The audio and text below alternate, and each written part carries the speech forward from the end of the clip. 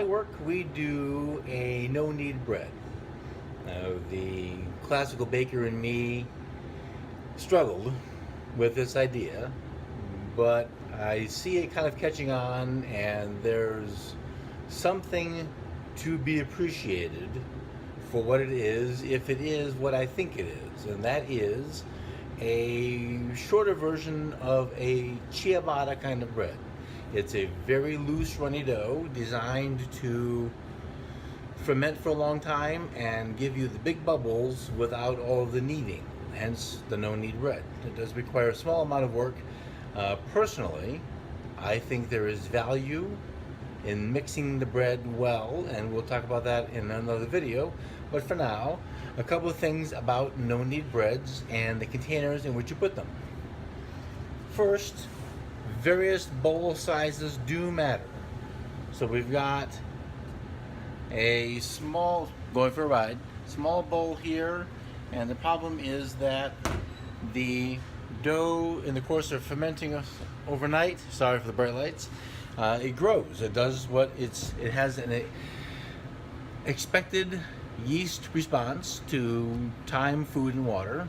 And so a bowl, sorry for that, a bowl a little taller will help prevent the dough from sticking to the plastic on top. And the reason that's a problem is it doesn't unstick. So let's take a look and see what that looks like. More bendy. So yeah, it's just, you can try to use these things, love them. But because the dough is wet when it's mixed, we just get a lot of waste of dough, and that's kind of sad. The bread gods will be displeased about that. There's nothing you can maybe spray the plastic, but that just seems to be more steps, where a deeper bowl, or not even a bowl, a deep pan, if you have say a 6-quart or 8-quart stock pot, something that's deep enough that you can cover without the dough hitting the plastic, that's aces. So I'm going to unwrap all of these, and then we're going to get them on the counter and take a look at what it looks like to handle no-knead. It's built that way to have the big air bubbles inside that we would look for from a well-mixed, long-fermented kind of a bread. This has the long ferment, not the well-mixed. Here is, so I'm going to bend you down and get rid of that little notification and take a look at how to get the bread out of the bowl. This guy again, just carefully along the edges.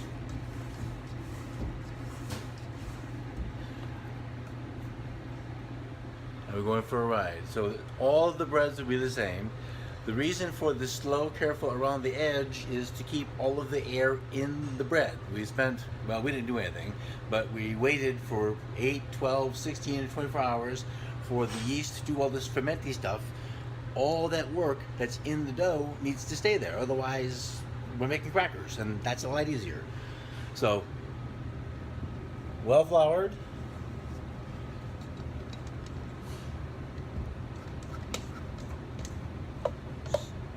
Scraping the edges only, and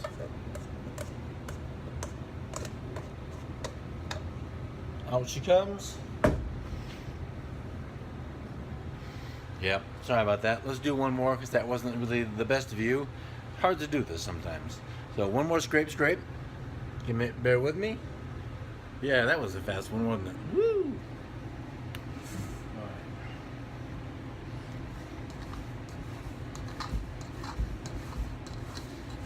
Alright, let's try this again. And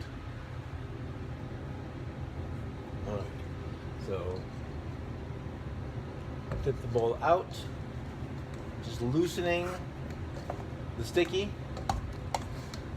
Let gravity do its work. Gravity is our friend. Anything left inside, scrape that off.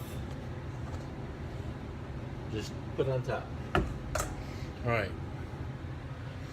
Whee! Fast. It's like riding the roller coaster.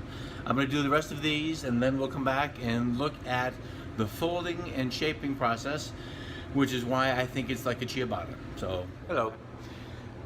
Bread is on the counter and ready to go.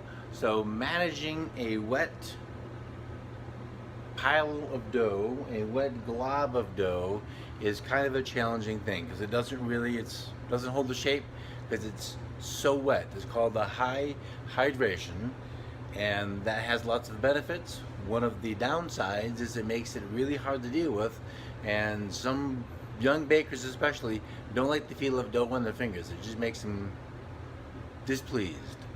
It's bad for the bread, bad for the soul, but anyway, we'll talk about that later. So what we're going to go for a ride, go down, and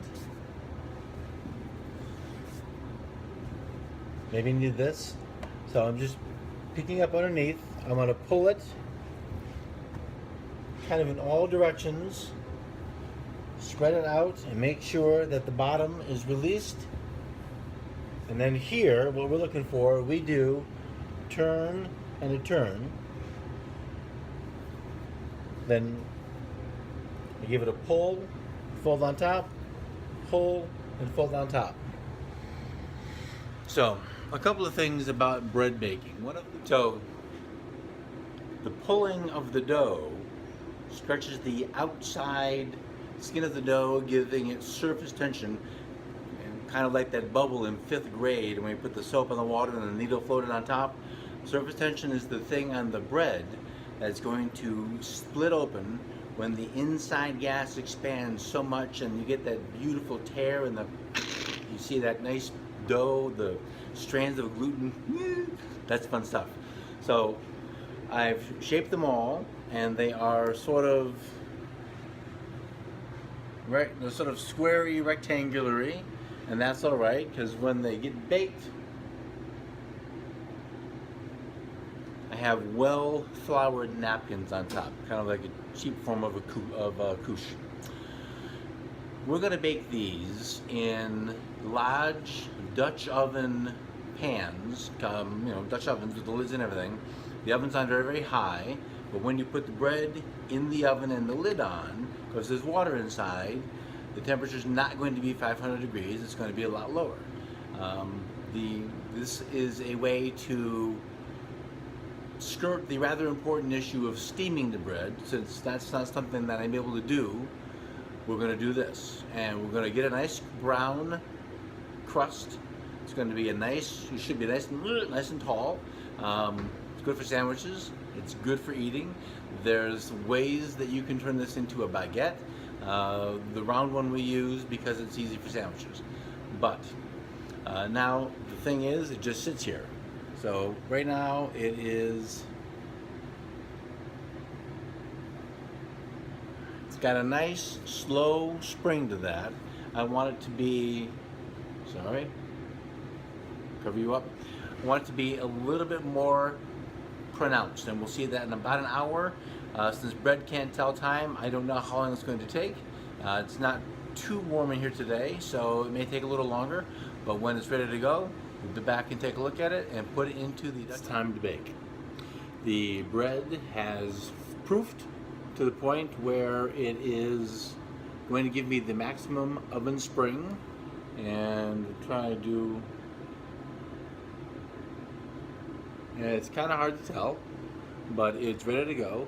So what we're going to do is take the Dutch ovens out of the oven and put the breads in. So give me 1 second. I'm going to haul a few of those things out, and we're going to show how we do that. The Dutch ovens are out. Bread goes in. Bread goes in like this. Go for a ride. Whee! Go for a ride over here. So I have a big container of semolina.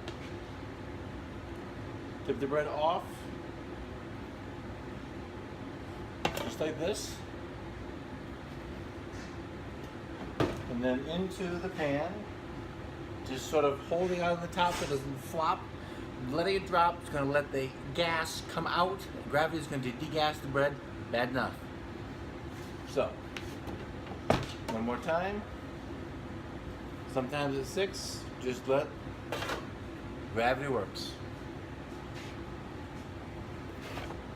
And that's all there is. So the breads are in. They're going to bake for 40 minutes at high, 450, 475, whatever is high for you in your oven. Lid's on. In some cases you could take the lid off to get the final good browning of the crust. We don't do that because we know what the final use is of our bread, and nearly all of it is going to end up as sandwiches, so it's going to be griddled and then get extra crispy crunchy. I love a crust as much as, well, more than most people, but sometimes too much is too much. So we leave our lid on just to get the good brown, but then when we do the griddling for the BLTs or the other sandwiches, we get the finish of the crunchy that way. We'll be back in a few minutes to take a look at that. And then one day we're going to do this at home, so we find out how easy it is to do, not in the commercial kitchen, but at your own counter. The bread is done, so it's still in the very, very hot Lodge Dutch ovens, passed out in the word for a minute. To get them out, I use a fork. Scoop under the bread, hot, and that is what we have. So we've got a nice rise to it. In a couple of places you can see some of the pull, the gluten pulling away. That's a happy sight. I'm going to do all 8 of these, and that is no-knead bread.